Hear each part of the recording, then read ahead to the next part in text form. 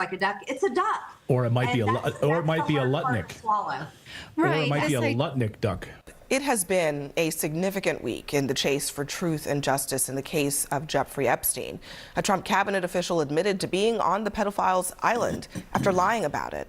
Ghislaine Maxwell floated a quid pro quo, promising to clear Donald Trump and Bill Clinton if she is granted clemency.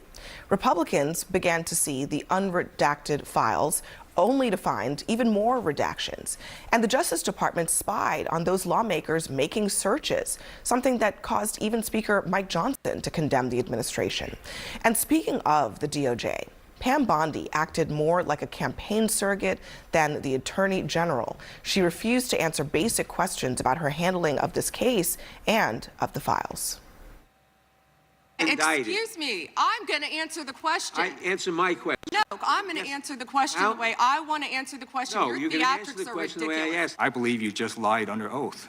There is ample evidence in the Epstein file. Don't you ever accuse me of a crime. I believe you. I told you about that, Attorney General, before you started. You don't tell me. Yeah, oh, I anything, did tell you because we saw what you did in the Senate. Lawyer, not even a lawyer. That episode may have pleased an audience of one, and even that is uncertain, but it backfired with MAGA.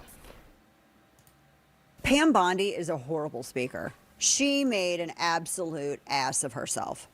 This is one of the most embarrassing things I've ever witnessed from a lawmaker. I personally lost all faith in our justice system. It is a system of injustice. I ain't cutting Trump any slack. Now that we know that they've covered up the conspirator documents, I would say is shocking to the conscience that Trump called it a hoax. Shocking. You watch, this is going to bring the country down. It's your fault, not mine. This is either a cover-up or it's incompetence. And I want somebody to go to jail for it. Usually a Pam Bondi performance like that would be just fine in MAGA world. But I think it actually says a lot about this Epstein situation that it didn't work this way. They still do want some answers. And the fact that she was stonewalling and yelling and all the theatrics about a sex pedophile ring, to MAGA's credit, that really rubbed them the wrong way.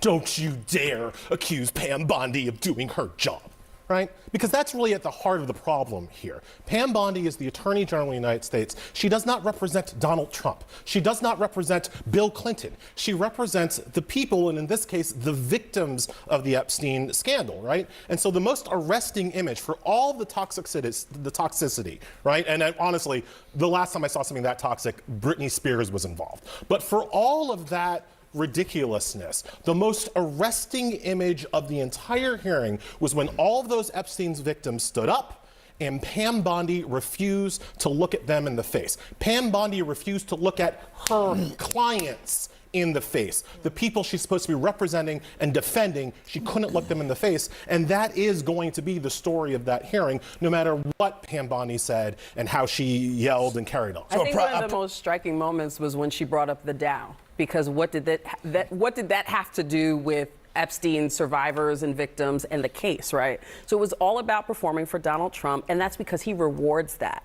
What did he do after her testimony? He praised her. She stuck it to the lunatic leftists, right? So she absolutely had him in mind, and every deflection was very obvious to people. And that's the problem. You worked folks up, you said you were going to fight the elites, and then you go in there and you actually don't get the job done. It looks as if you're hiding things. People are, it's not about red and blue anymore. It's about justice. And Arthur, before you jump in, let me just disclose to the audience that you once represented Ghislaine Maxwell. Yes, we handled her appeal from her trial, but putting my lawyer's hat on, and I don't mean to correct you, but as being an attorney, those are not her clients. In other words, a criminal defense attorney has to zealously represent his or her client.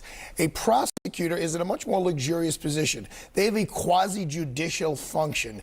They are the ones who decide, do we prosecute a case or we don't prosecute a case? They don't just take someone for their word. They have to do an investigation and they figure it out. So her role is not what my role would be. If someone hires me, I have to fight for them no matter what. A prosecutor's role is, and even to the point investigating Donald Trump, is that really what we think is happening? No, I don't think Donald Trump is the target here. There is no target. The target was Jeffrey Epstein, and he's dead. So, and only person in jail is a woman, Ghislaine Maxwell. So you're saying that Pam Bondi has no job, that she has no role in this, No, that she has no she's role? She's an investigator. All I said is those are not her clients. Those are the people that are not. But can I say, I mean, in this paradigm, Pam Bondi's working on behalf of the people collectively. Correct. And justice as a concept, which would involve, we know for a fact they're victims, right? And many of those women say they have been victimized. Okay, how do we know that for a fact? Well, I'm not questioning, I'm asking you a question. How do we know for a fact? Because you realize Jeffrey that Epstein the and deceased- Ghislaine Maxwell were both prosecuted. Oh, that Donald Trump likes to waste your tax dollars golfing, right? And not just now and then. Look, the president's allowed to have hobbies, whether we like him or not, but the man obviously takes a lot of time to try and distract himself from his own failures and make you pay for it. And often, we've talked about this before, often double dip on it, because we've seen what Trump's done even when he wasn't president anymore. He would have events. In this video, I'm going to show you how to enable live chat on your YouTube live stream. So all we need to do is head over to the YouTube homepage, click on the... Well, good afternoon, ladies and gentlemen, everyone at home, and welcome to the official prize giving of the PIF Saudi Ladies International. What a 4 days of golf we have seen, and I'm delighted to announce we have our champion right here at Riyadh Golf Club. But before we announce our winner, I'd like to introduce our presentation party, the CEO of Golf Saudi and Noah Ali Reza, who's going to be handing over the trophy. But first, with a final round of 65 and a total score of 19 under par, your 2026 champion, Charlie Hull. Noah, if you wouldn't mind presenting that wonderful trophy. That's pretty heavy, over to Charlie. Massive congratulations. But it definitely does deserve a kiss on Valentine's Day. But Charlie, look, you know what it's like to win on this golf course, but now you've won this prestigious tournament. How does it feel? It must feel over the moon. Yeah, great. It's a bit like, wow, it's gone a bit too fast today. Like, I was only 1 under 3 holes, and then I made a charge on the back 9, and it was funny because last time I was around here, my boyfriend said to me, go out and make birdies to begin with, and then he said to me last night, you're going to make loads of birdies, coming in, you love chasing, and then I just done that. So yeah, I feel great, and I love this golf course, and I like how it's really matured over the years, this golf course, and it's getting trickier each year. The grass is getting thicker, and I just really liked it. It was a good challenge. You mentioned that charge on the back 9. It certainly was the Charlie charge, wasn't it? What prompted that charge to kickstart to come in well? Well, after 9 holes, I ran into the toilet and got some mashed potatoes. So I don't know whether that gave me kind of like a little bit of power for the back 9. And the high five. Yeah, and the high five from Noah. So Noah's high five and some mashed potatoes. It's a great combination, to be fair. Look, when you looked at this trophy, when you realised you'd won it, you said you're building a trophy cabinet at home. Mm-hmm. Is it going to fit?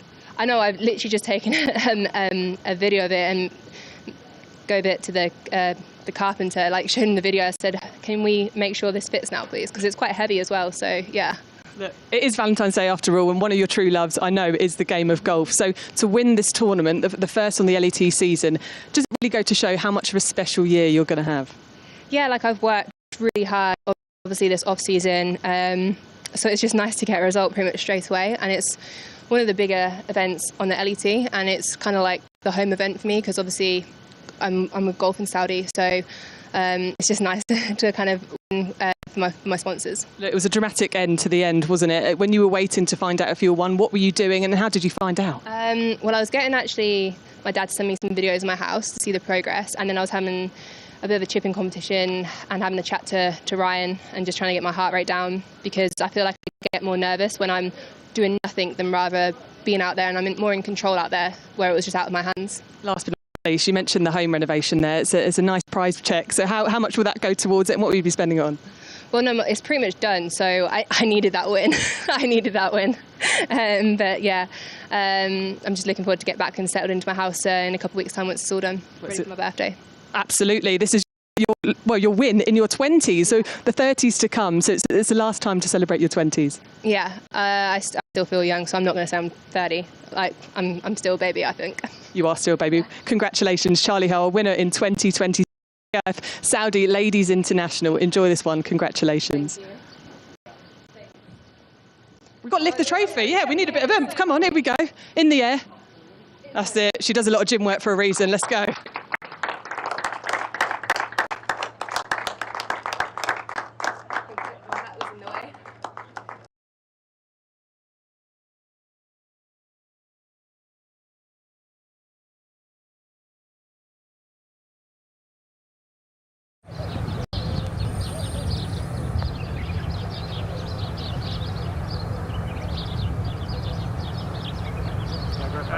Well, that's some start to watching Takeda, who's had her putting troubles, hasn't she? With the short miss at 18, the short miss today at 1, but back in business with that. Now, Charlie, this is a good opportunity and a very makeable putt for the world number 5, what was never going to be a problem for her. So Charlie now joins the